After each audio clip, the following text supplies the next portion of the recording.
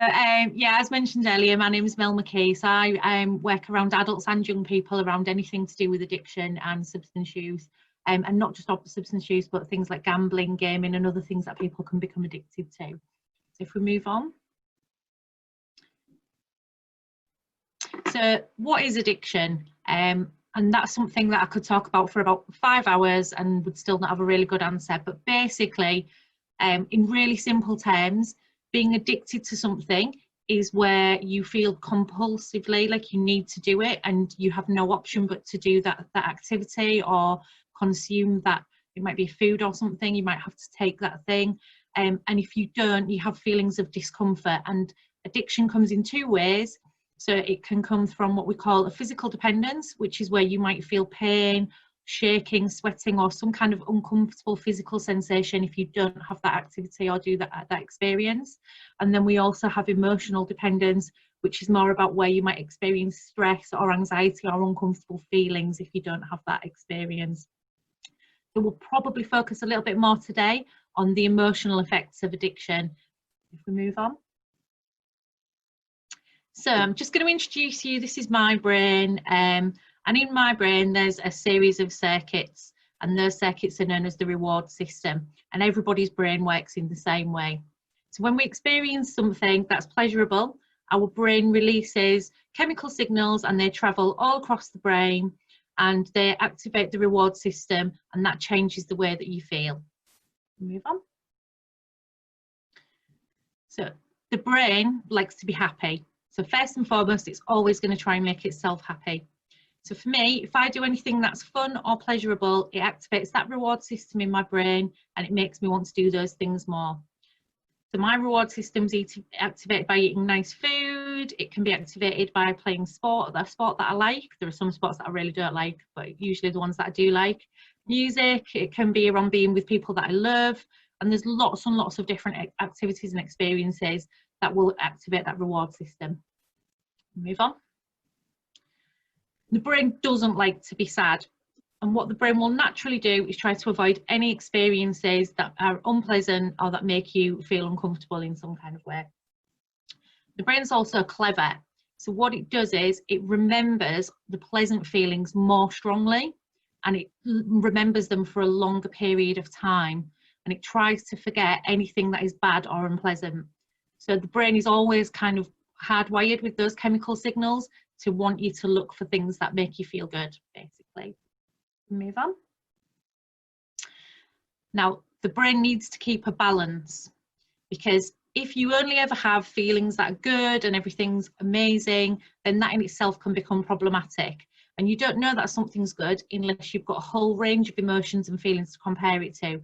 So the brain also needs to experience anger, sadness, and discomfort, because those are the things that keep you safe. So you know that if you touch something hot and it burns you, if you completely forgot that, then you would keep touching that hot thing and you would keep experiencing that pain. So you need that balance to keep you safe. Moving on. So the way that the brain maintains that balance is acting like a switch. So what it does is the chemical signals that it sends out flip between things that make you feel energized and positive and lots of energy and lots of speed, and flips over into things that are more slow, and then when you need to rest and relax. And your brain will keep that balance between the two, so that stops you from getting exhausted and keeps you really healthy. Move on. And if that balance gets mixed up and the pattern goes out of order within your brain, then you will start to have feelings of stress, feelings of discomfort. And as I said, you might also, depending on what's causing those problems, you might start to have physical feelings as well. And that's like your batteries being depleted. You start to feel drained. So even something that started out as pleasurable and started out as good can start to make you feel bad if you do it too much or for too long a period of time. And this is how addiction starts to creep up on someone. Move on. I think lots of people know that you can become addicted to things like drugs and alcohol and cigarettes, but not many people realise that you can become addicted to anything that activates that reward system in your brain. So there are some things that people do get addicted to that you need to live. So some people have problems around food and they can become addicted to eating too much food. Some people become addicted to not eating enough food, and that's linked to other problems around their body image. People will get addicted to going to the gym or too much exercise, and you can even become addicted to social media. So as you can see there, I've put my Snapchat streaks, which is what Helen referred to earlier, and they can activate that reward system and make you want to be on social media more and more to get those streaks and to get those likes. Moving on. So one of the things that more and more young people are becoming addicted to is gaming, and gaming can actually lead to problems with gambling. So gambling, everyone thinks that gambling is around betting money, but actually gambling starts with anything that makes you want to do it to win, and there's a chance so you don't actually know what the outcome is going to be. Lots and lots of games that are available for very, very young children from the ages of 2 and 3 and 4 are based around winning virtual coins or spinning to win and matching up fruit and things like that. And you'll, in a lot of games, you'll have to spend virtual coins or diamonds or tokens that you win to get a better level or to get something different within the game. So the Gambling Act talks about gambling as anything that is betting, gaming, or participating in a lottery. The Gambling Act doesn't just think about betting in terms of money, and a lot of games are now primed for young people to get you used to that. So if we move on. So games use lots of techniques to activate your reward system in your brain, and that's all designed to make you want to play that game and for that game to be your favourite game for as long as possible. So lots of games have things in them like loot boxes, and Fortnite, I believe they have loot llamas now as well. So and what you have to do is you have to try and win these boxes, or if you've already got virtual coins in your bank, you can purchase these boxes. And that's like betting because you don't actually know what you're going to get until you've got the box. So sometimes you'll get something that's brilliant and will give you more advantage in the game or make your character look different, but sometimes you'll get something that you've already got and it might just be in a different colour, or it might be a weapon that you've already got and it's not very useful for you. So there's always a bit of a gamble in what you're going to get when you're using things like loot boxes. Move on. And the games themselves are designed to make you play them for longer and longer. They use leveling up and streaks as a way of making you want to stay in the game. So you might be playing, it might be time for you to have your dinner, and you might think, oh, I don't want to stop now, I need to keep going, and you might feel cross or you might feel angry about having to go and have your dinner. That's a little bit of a warning sign that that game is starting to disrupt that signal in your brain and make you focus more and more on the wrong things to give you that pleasurable feeling. The reason that games do that is because when you buy your game, you then quite often have to buy more coins, or you will spend money within that game to get better levels or better skills. And even the free games where you don't actually have to buy anything, quite often they have advertisements in there. So the people who make the game get paid for you playing that game, because every time you have to watch an advertisement, they're getting paid for that. So it's less about you actually enjoying the game and more about them having a financial gain from you being within that game, which can cause some problems. Move on.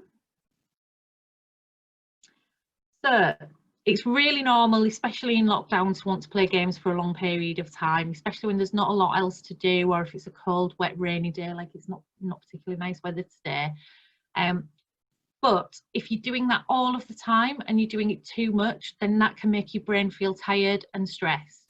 So that reward system and that switch within your brain starts to become tired and overused, and it makes it harder and harder for you, even when you're playing the game and you're doing the things that were pleasurable before, because your reward system in your brain is so tired and stressed and overused. It makes it harder and harder for you to feel that pleasure.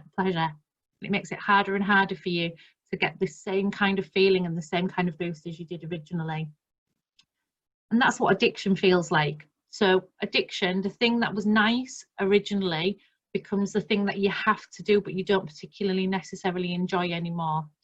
And it stops feeling good when you do it, and if you don't do it, you just feel bad. Moving on. So as I said, it's normal to want to play games, and it's normal to want to be online and be socialising, as Helen said previously. You know, we're realistic. We know that we live in an online world now, and you know, this is a really good example of a positive online experience. but how do you know when you should be worried? So if we move on, the time when you should be worried is when the need to play a game or be online is taking over from everything else in your normal life. If you find yourself getting angry or stressed because you have to stop being online and stop gaming, or if you find it uncomfortable to be away from that screen and be away from what you're looking at for a period of time to eat a meal, then that's a sign that it's starting to affect those routines for you. If you find yourself changing your normal routines to gamble or to game, that's also a sign. So if you're missing meals, if you're going to bed later than normal, if you're going to sleep and then you're getting back up in the middle of the night to play games when nobody knows that you're doing it, they're all warning signs that it's actually affecting your reward system in your brain and having a negative effect on you. Some people take that to further extremes. So some people find that the things that they normally do to keep them healthy, they stop doing. So if you're finding that you're not going to the toilet when you need to go and you're holding that because you want to continue gaming, you're not washing, brushing your teeth, you're not eating regular meals, or you're not eating healthy food, you're just grabbing something that you can eat so you can carry on gaming, then that's a sign that actually it's overtaking the normal processes that are keeping you healthy. And if your sleep's disrupted, so even if you do stop gaming and you go to bed, but then you find you're unable to sleep and you're wanting to get back to your screen, or you find that you have to take your mobile phone to bed with you and keep it by your pillow, then again, that's a really good warning sign that it's not healthy behaviour. And on there it says that socialising in real life stops. So if you find that being online, looking at a screen is more pleasurable for you than being with real friends, going outside, spending time with family and doing all the things that you're normally used to enjoying, and you'd rather sacrifice doing those for being on screen, then that's the time to worry a little bit. We move on. So I'm going to give you some top tips of what you can do to enjoy gaming. So we don't want you to stop doing these behaviours. These are top tips to help you to manage how you're feeling and to know when to get help. We move on. So if you do think that your gaming is at a point where it's difficult for you and you're having some anxiety around stopping, or you're finding that you maybe have some addiction around it, it's really important not just to try and stop and think, I'm not going to play any games, I'm going to get rid of all my screens and I'm going to stop. That's probably one of the worst things that you can do, because you're setting yourself up to fail. You'll feel stressed, you'll feel anxious, you'll end up going back to gaming, and next time it'll be harder to stop and harder to stop.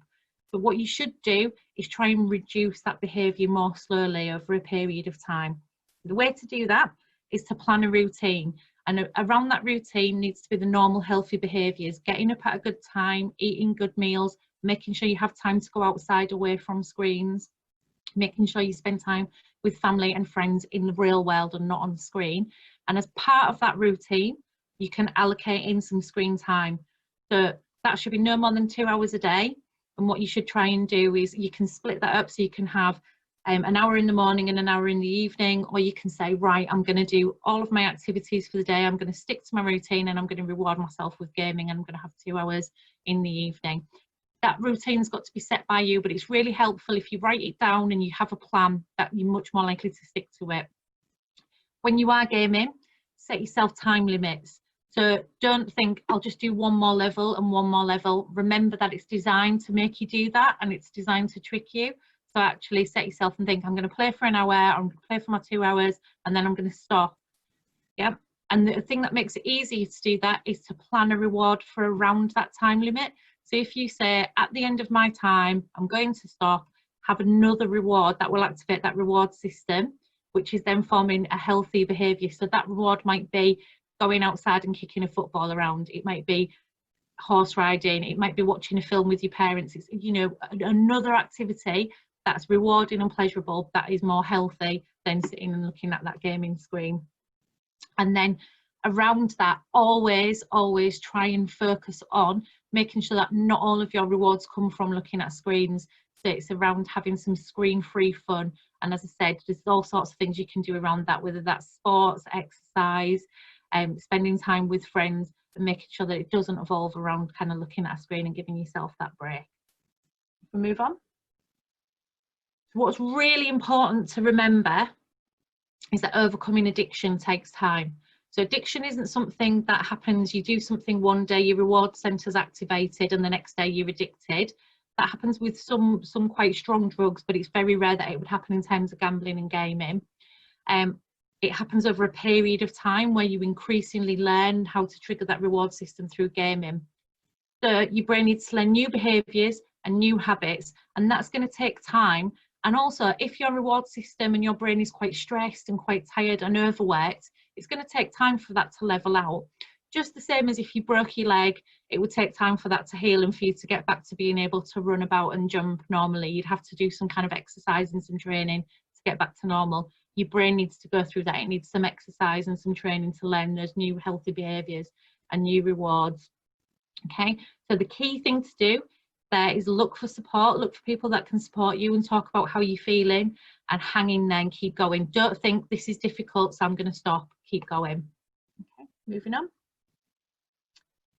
So if you're worried about gambling or gaming, and particularly if you're worried that you're spending money that you can't afford, you're avoiding those normal routines that we said, you're being secretive about money that you're spending, so you might be spending birthday money, Christmas money, or even your parents' money without them knowing on these games. If you're worried about that, then that's a really big warning sign. It's a really good place to get help is an organisation called YGAM, and that stands for Young Gamers. So you can contact them through the website, and there's also an email address there. If you're worried about any other addiction, so whether that's food, whether that's drugs, whether that's alcohol, what I'd ask you to do today is to get in touch with Airvas. We're in the process of changing our services at the moment. So the easiest thing for you to do would be to get in touch with Airvas, and then they'll be able to direct you towards myself, and we can make sure that you get the right help that you need. And moving on. So that's it from me, unless anyone's got any questions.